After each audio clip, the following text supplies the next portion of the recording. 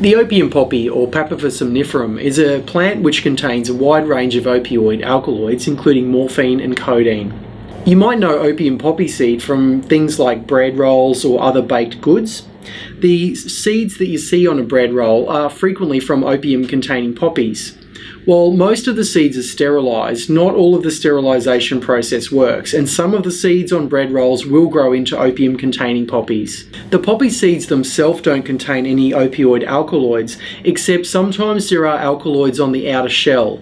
If the seeds haven't been washed correctly during the manufacturing process, some of those opioids will remain at the end. There can be significant differences between batches of poppy seeds. Sometimes people try a particular batch and learn a level of intoxication from it, whereas next time they could get significantly more intoxicated or not at all. The opium poppy heads and straw contain a number of different psychoactive alkaloids. There's morphine and codeine being the main ones, but there's also a chemical called thebaine, which is used to produce oxycodone. There's also a chemical called Papaver, which is used as a cerebral and coronary vasodilator, and noscapine, which is a cough suppressant.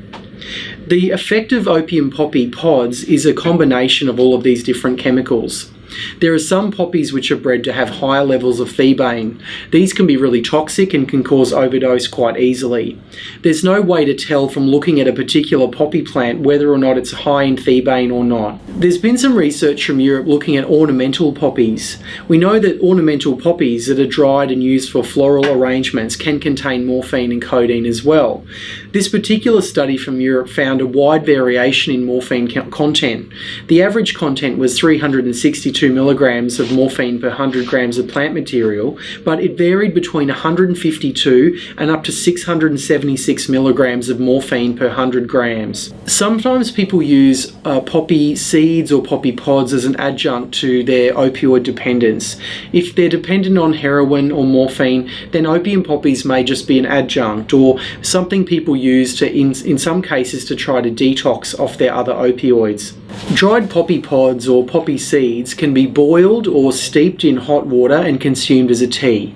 There's a significant risk of overdose from using poppy pod or seed tea due to the massive variation between particular batches. People can also become opioid dependent from poppy tea, given the strength of the morphine content that might be inside the pods or the seeds.